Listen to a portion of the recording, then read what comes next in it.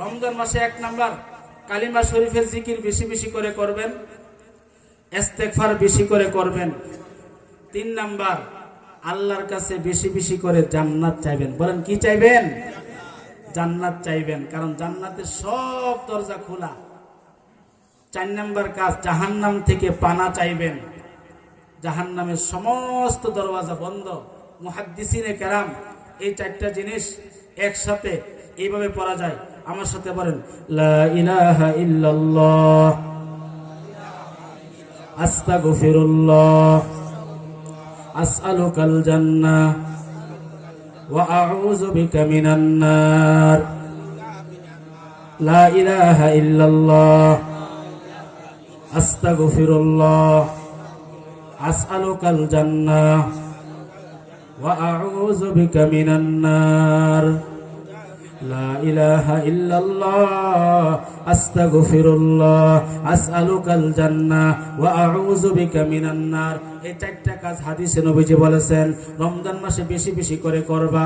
আমার সাথে আবার পড়েন লা ইলাহা ইল্লাল্লাহ আস্তাগফিরুল্লাহ আসআলুকাল জান্নাহ ওয়া আউযু বিকা মিনান নার। লা ইলাহা ইল্লাল্লাহ আস্তাগফিরুল্লাহ আসআলুকাল জান্নাহ ওয়া আউযু বিকা মিনান নার। লা ইলাহা ইল্লাল্লাহ আস্তাগফিরুল্লাহ আসআলুকাল জান্নাহ ওয়া আউযু বিকা মিনান নার। 4 কাজ বেশি বেশি করবেন তো আল্লাহ পাক আমাদের সকলকে 4টি কাজ বেশি বেশি করে করার তৌফিক দান করুক। সকলে বলেন আমিন। আচ্ছা, এই 4টি কাজ যে করবেন রোজা ছাইরা না রোজা রাইখা? খবরদার। অনেকে বলছে হুজুর বুঝছি সারাদিন পেট ভরে খামো আর 4 কাজ করাম, লাভ দিয়ে জান্নাতে যাই কেমন সহজ?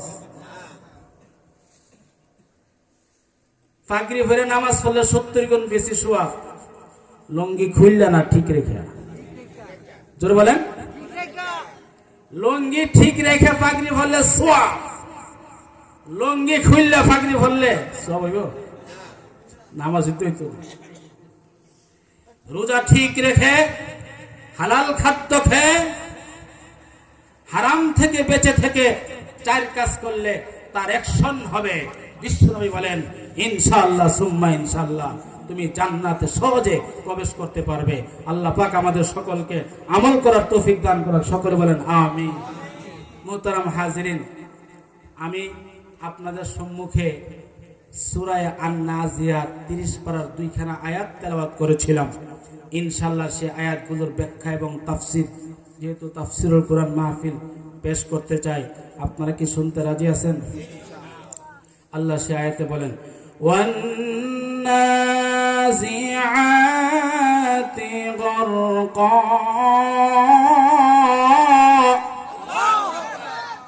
হইছে না? কিছু না, তারা বেজার। ওয়ান নাজিআতি গরকা ওয়ান নাশিতাতি নাশতা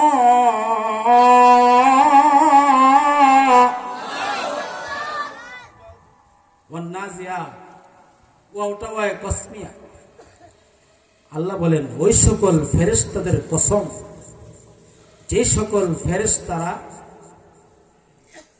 টেনে হেঁচড়ে ছিঁড়ে ফেরে জাহান্নামীদের রূহ কবজা করে। ওয়ান্নাশিতাতি নাশতা, নাশতুন এই শব্দের অর্থ হলো কোন জিনিসকে সহজে বাঁধন খুলে দেওয়া। ওই সকল ফেরেশতাদের কসম শপথ যেই সকল ফেরেশতারা অতি সহজে জান্নাতীদের রূহ কবজা করে নিয়ে যায়, বলে সুবহানাল্লাহ। মুহতারাম হাজিরিন, এই 2খানা আয়াতে আল্লাহ রাব্বুল আলামিন আলোচনা করেছেন একজন জান্নাতি মানুষের মৃত্যু কিভাবে হবে আর একজন জাহান্নামী মানুষের মৃত্যু কিভাবে হবে, পরিষ্কার আলোচনা করেছেন। মুহতারাম হাজিরিন, খেয়াল করে শুনেন। অনেক ওয়াজ আপনারা শুনেন, আজকে আমার কথাগুলো একটু মনোযোগ দিয়ে শুনেন, ইখলাসের সাথে শুনেন। আল্লাহ আমল করার তৌফিক দেখ, জোরে আমিন বলেন। প্রত্যেকটা মানুষের মৃত্যুর সময় দুইজন করে শয়তান তার কাছে আসে। আওয়াজ দিয়ে বলেন কয়জন শয়তান? আরো জোরে কয়জন? হাদিস শরীফে নবীজি বলেন, শয়তান একটা মানুষকে সারা জীবন পথভ্রষ্ট করার জন্য যত চেষ্টা সাধনা করে, মৃত্যুর সময় তার চেয়ে আরো অনেক গুণ বেশি চেষ্টা করে একটা মানুষকে বেঈমান বানিয়ে কবরে নেওয়ার জন্য। নাউজুবিল্লাহ। 2 দিন পরে কেন? আরো 2 দিন পরে নাউজুবিল্লাহ কোন।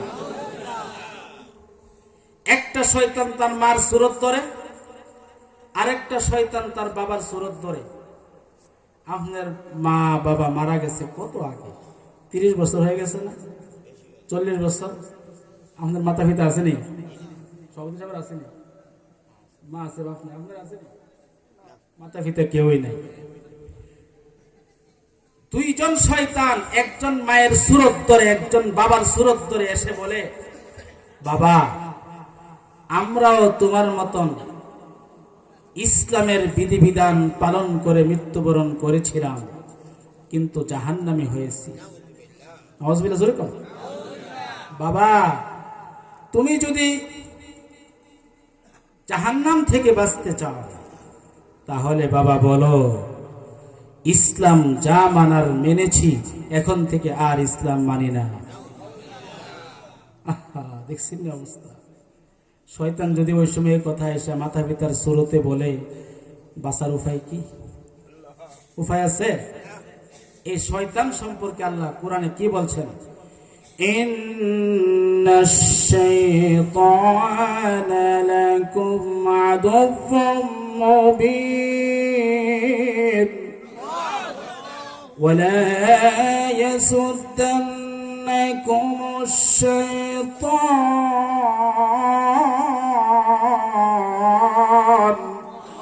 ইন্নাহু লাকুম আদুউম মুবিন।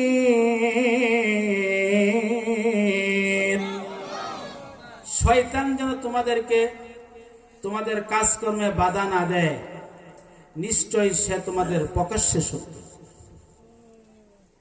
প্রত্যেকটা মানুষের মৃত্যুর সময় মাতা পিতার সুরত ধরে দুইজন শয়তান এসে বলবে, বাবা বলো, ইসলাম যা মানার মেনেছি, এখন থেকে আর ইসলাম মানি না। বিশ্বনবী হাদিসে বলেন, ওই কঠিন মুহূর্তে, ওই অন্তিম কালে, বিশেষ মুহূর্তে আল্লাহ পাকের গায়বী সাহায্য ছাড়া একটা মানুষও ঈমান নিয়ে মরতে পারবে না। ওই সময় আল্লাহ রাব্বুল আলামিন জান্নাতি বান্দাকে শয়তানের প্রতারণা থেকে বাঁচানোর জন্য আল্লাহ রাব্বুল আলামিন ফেরেশতা পাঠিয়ে দেন।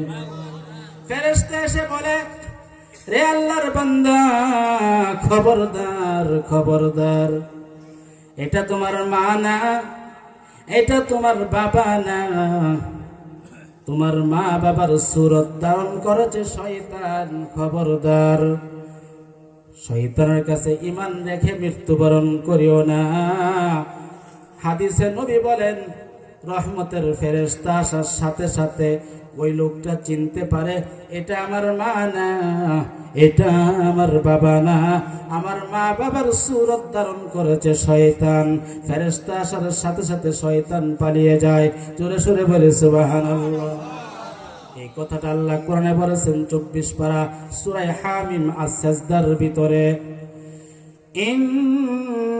ইন্নাল্লাযীনা ক্বালু রাব্বুনাল্লাহ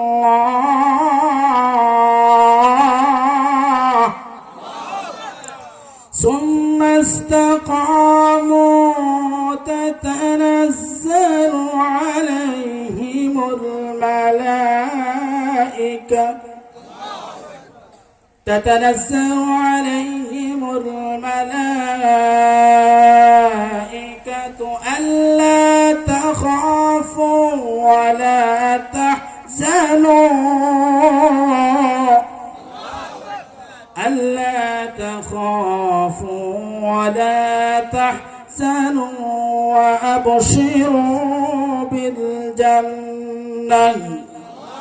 وأبشروا بالجنة التي كنتم توعدون ইন্নাল্লাযীনা ক্বালু রাব্বুনাল্লাহ, যে সমস্ত লোকেরা বলেছে আমাদের রব আল্লাহ, সুম্মাস্তাকামু, এরপরে ঈমানের উপর অটল ছিল, ইস্তেকামাতের সাথে ছিল। ইস্তেকামাত কাকে বলে? তাফসিরে জালালাইন, তাফসির বির রায়, একটি সমৃদ্ধ তাফসির। সমস্ত মাদ্রাসাগুলোতে তাফসিরে জালালাইন পড়ানো হয়। ওই তাফসিরে জালালাইনের একটা ব্যাখ্যা গ্রন্থ হাসিয়ায়ে সাবি।